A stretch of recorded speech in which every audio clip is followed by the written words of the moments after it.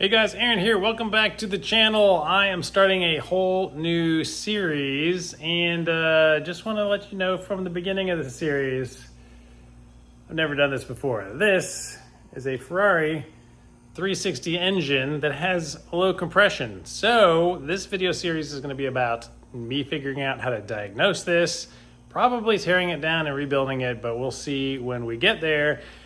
I just wanted to document everything from the beginning, so let's go back another day. What in the world am I getting myself into?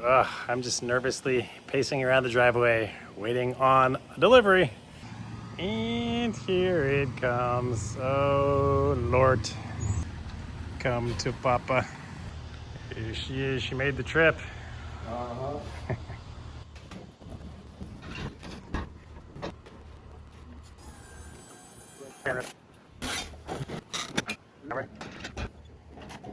Perfect.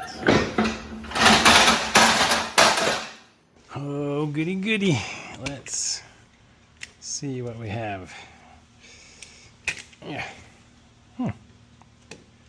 Interesting. Look at this. Very clever and creative way to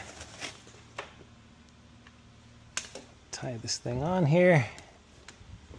Let's see.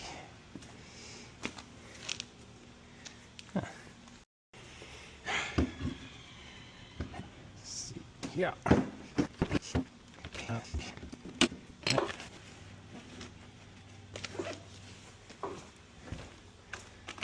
right. Okay, what do we have here? Ha. This guy.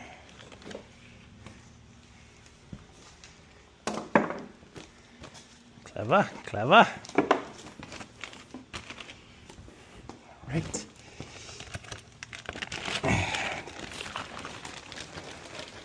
And the big reveal. Almost the big reveal. Psych. All right.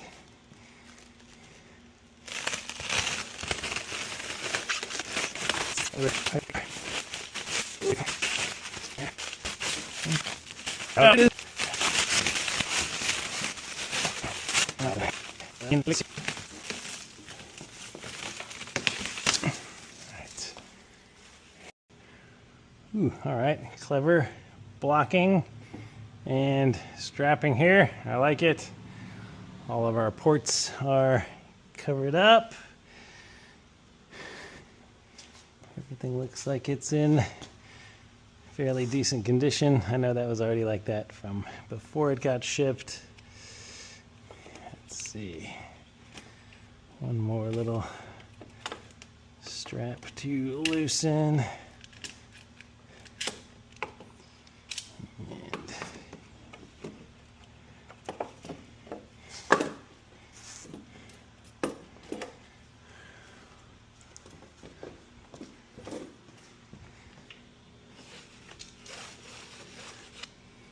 Through there, and you come under here. Freedom. All right, this side. Nice. Okay, got blocking down here so that it doesn't shift and move. We have a Ferrari 360 engine, in case you guys have not pieced it together yet. We have a big component on top. This should be our starter. Yes, we have a Ferrari starter with the bracket that normally attaches to the transmission, I'm told. So we're going to have to devise a way to attach it to the engine. That's going to be task number one, so we can turn the crank, test compression, do a little bit of diagnostics. So that brings us to the present. It is sitting here in my garage, taped up and ready to be inspected. So I do have a data sheet. This was running. It had 27 some thousand miles on it at the time that it was removed, and all I've been told is the issue was, we think, as a common issue on these engines, is the exhaust manifold has some material in it that is like pre-cat, and some of that deteriorated and got sucked in down through the exhaust side. Supposedly, that's what they think. So we are going to dive into this thing over the next coming days, weeks, months, who knows. And again, zero experience with these engines. I have currently rebuilt 2 Porsche engines from the ground up, so I have a little bit of experience, I guess. But so anything you see in this video, do not take as gospel.